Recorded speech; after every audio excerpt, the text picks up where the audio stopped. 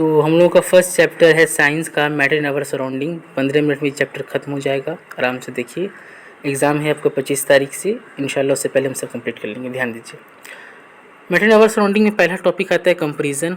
इसमें क्या दिया हुआ है ना, इसमें दिया हुआ है कि कैसे आप पार्टिकुलर नेचर ऑफ मैटर को, स्टेट ऑफ मैटर को, इंटरचेंजिंग स्टेट ऑफ मैटर को, इवेपोरेशन, बॉइलिंग को, केल्विन सेल्सियस स्केल को, उसके फिजिकल स्टेट को चेंज करना। मान लीजिए वो सॉलिड में है तो उसको लिक्विड में करना, वो ये हो गया फिजिकल स्टेट को चेंज करना। कितना आसान है या बहुत मुश्किल है, वो बताया गया है इसमें। तो हाँ, देख लीजिए, पार्टिकल नेचर ऑफ मैटर का 100% है, मतलब बहुत मुश्किल है। स्टेट ऑफ मैटर का उससे कम है, केल्विन का फिर उससे कम है। तो इस तरीके से यहाँ पे दिया हुआ है, ठीक है ना। बेसिकली इससे क्वेश्चन अराइज नहीं हो सकता है, एक दो क्वेश्चन MCQ में भी हो जाए, बट ज़्यादा क्वेश्चन अराइज से नहीं होगा। तो हम लोग नेक्स्ट की तरफ बढ़ेंगे। यहाँ है पार्टिकल नेचर ऑफ मैटर। उससे पहले समझते हैं मैटर क्या होता है। कोई भी चीज़ जो जगह छेकती हो और जिसका कुछ वजन हो, मैटर है। मैटर 5 चीज़ों से बनी हुई है, पंच तत्व जिसे कहते हैं, या पंच तत्व जिसे कहते हैं, एयर, अर्थ, फायर, स्काई और वाटर। मैटर के पार्टिकल्स क्या हैं, कैरेक्टरिस्टिक्स ऑफ मैटर, मतलब कि मैटर के जो पार्टिकल्स हैं उनके गुण क्या हैं।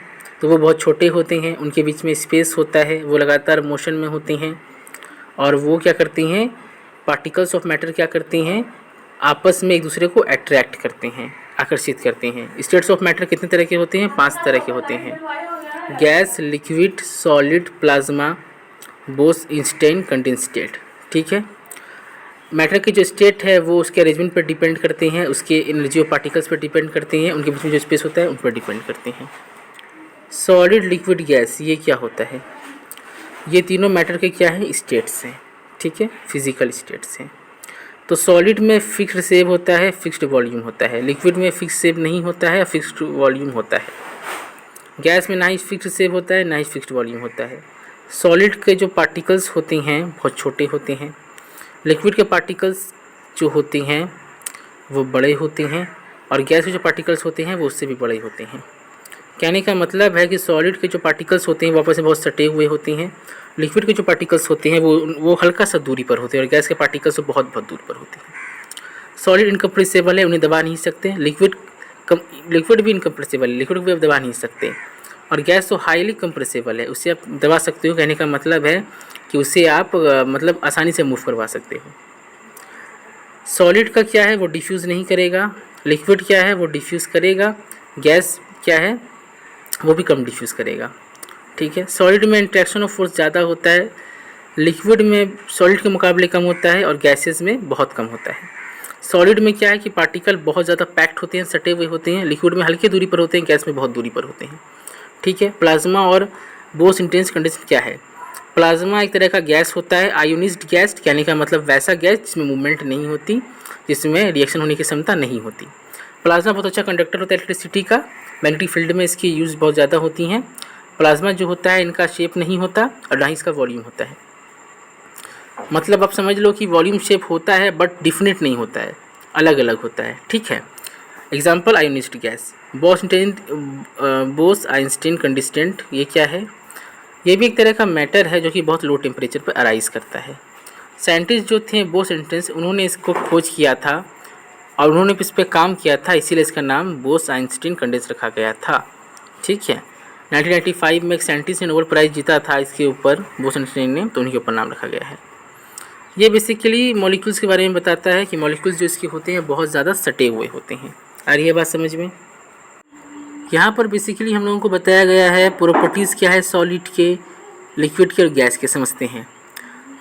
सॉलिड के जो प्रॉपर्टीज़ है वो ये हैं कि उसका डिफिनिट स्टेट, डिफिनिट वॉल्यूम होता है। सॉलिड आसानी से फ्लो नहीं करता, सॉलिड कंप्रेसिबल नहीं होता, हम दबा नहीं सकते हैं सॉलिड को, या उसके शेप को चेंज नहीं कर सकते हैं। लिक्विड क्या होता है, कंप्रेसिबल होता है, हम उसको मूव करा सकते हैं। लिक्विड का इंडिफिनिट शेप होता है, और लिक्विड का क्या होता है, लिक्विड आसानी से फ्लो करता है। सॉलिड का आपने समझ लिया। लिक्विड को हम किसी भी बर्तन में रखेंगे तो वो उसका शेप लेता है। गैसेस का भी वही हाल है। गैसेस का क्या है, वो कंप्रेसिबल होता है, गैसेस फ्लो करते हैं बहुत इजी। और क्या है, गैस के जो शेप होते हैं, गैस के अंदर ना ही इंडिफिनिट शेप होता है, ना इंडिफिनिट वॉल्यूम होता है।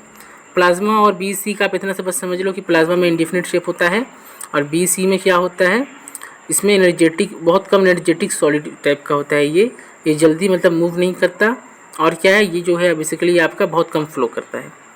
अच्छा, interstate in change in matter क्या है, मतलब मैटर जो है आपका वो अपनी स्टेट को भी बदलता है। सॉलिड है तो वो आइस का रूप में है, या आइस है तो वो सॉलिड के रूप में है, वाटर है तो वो लिक्विड के रूप में है, वाटर वेपर है तो वो गैसेस के रूप में है। ठीक है। अब एक टर्म आता है सब्लिमेशन। ये क्या होता है, इसमें क्या होता है कि सॉलिड चेंज होता रहता है वेपर में, भाप में। कैसे, हीट करने पर वेपर में चेंज हो जाएगा। कैसे वेपर में चेंज हो जाएगा, हीट करने पर। फिर हीट करेंगे तो क्या होगा, वो सॉलिड में नहीं, देखिए मेरी बात समझिए कैसे है। हमने क्या किया, हमने सॉलिड को लिया, उसको हमने बहुत ज़्यादा हीट किया तो वो वेपर बन गया। फिर हम क्या करेंगे, वेपर को लेंगे और उसको बहुत ठंडा कर देंगे तो वो क्या बन जाएगा, कूल होकर सॉलिड का फॉर्म ले लेगा। तो यही प्रोसेस, सॉलिड से वेपर बनना है, फिर वेपर से सॉलिड बन जाना, इसी प्रोसेस को सब्लिमेशन कहते हैं। एग्जाम्पल अमोनियम क्लोराइड, कैम्पर, एटोन, यही सब है।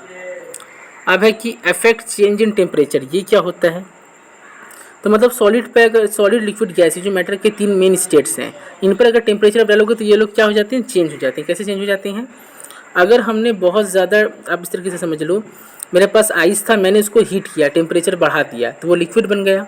फिर हम क्या करेंगे, उसको बहुत ज़्यादा और हीट करेंगे तो क्या होगा, उससे ये होगा कि वो वेपर बन जाएगा। उसी तरीके से अगर हम वेपर को कूल करेंगे तो वो सॉलिड बन जाएगा, वेपर को कूल करेंगे तो वो सॉलिड बन जाएगा। तो मतलब क्या है कि टेम्परेचर पर ये रेफर करता है आपका। प्रेशर पर रेफर कैसे चेंज होता है, मतलब प्रेशर पर कैसे चेंज हो जाएगा, जाहिर सी बात है, आप ऐसे समझ लो कि आप क्या करोगे, कोई भी सॉलिड के स्टेट्स पर आप प्रेशर लगा दोगे। मान लो एक सॉलिड है, मान लो एक क्या है ना, लोहे का रॉड है, उसको आप गर्म कर दोगे। आप उस पर जो हथौड़ा मारोगे तो क्या होगा, वो शेप को चेंज करेगा। तो इसका मतलब क्या है कि मैंने उस पर जब प्रेशर डाला तो उसने अपने कंडीशन को चेंज कर दिया। तो इस तरीके से वो अपनी कंडीशन को भी चेंज कर सकता है। ठीक है, प्रेशर पड़ने पर। और ये बात इतनी समझ में। अब यहाँ पे 2 टर्म आता है, एक आता है फ्यूज़न, एक आता है वेपोराइजेशन। ये क्या होता है वो समझ लेते हैं। Heat energy required to change 1 kg solid into liquid, मतलब हीट एनर्जी की रिक्वायर्ड होगी 1 kg सॉलिड को लिक्विड में करने में, तो वो प्रोसेस को हम फ्यूज़न बोलते हैं। वेपोराइजेशन क्या होता है, इसमें हीट एनर्जी की ज़रूरत पड़ती है 1 kg, जिससे हम लिक्विड को गैस में चेंज करते हैं। ये मेरा वेपोराइजेशन हो जाता है। आ रहा है समझ में। अब इसमें एक टर्म आता है इवेपोरेशन। वो क्या होता है, तो वैसा फिनोमिना जिसमें क्या होना, लिक्विड वेपर में चेंज हो जाए कोई भी टेम्परेचर पर, उसे इवेपोरेशन बोलते हैं। बॉइलिंग क्या होता है, तो उससे पहले एक टर्म आता है ह्यूमिडिटी और विंड स्पीड। इन दोनों को समझते हैं। ह्यूमिडिटी क्या होती है, वाटर वेपर में जितने भी अमाउंट, मतलब एयर में वाटर वेपर के जितने भी अमाउंट प्रेजेंट होते हैं वो ह्यूमिडिटी कहलाती है। विंड स्पीड क्या होता है, विंड स्पीड का मतलब होता है कि विंड का कितना स्पीड है इवेपोरेशन के प्रोसेस में, वो विंड स्पीड है उसका। बॉइलिंग क्या होता है, बॉइलिंग एक फिनोमिना होता है जिसमें क्या होता है, हम लिक्विड को चेंज करते हैं वेपर स्टेट में।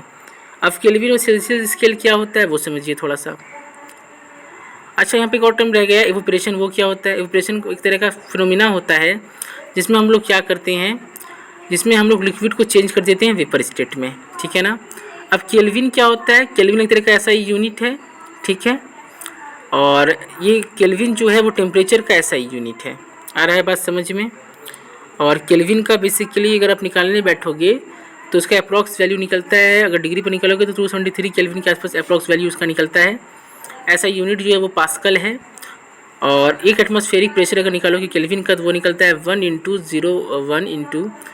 10⁵ इतने के आसपास निकलेगा।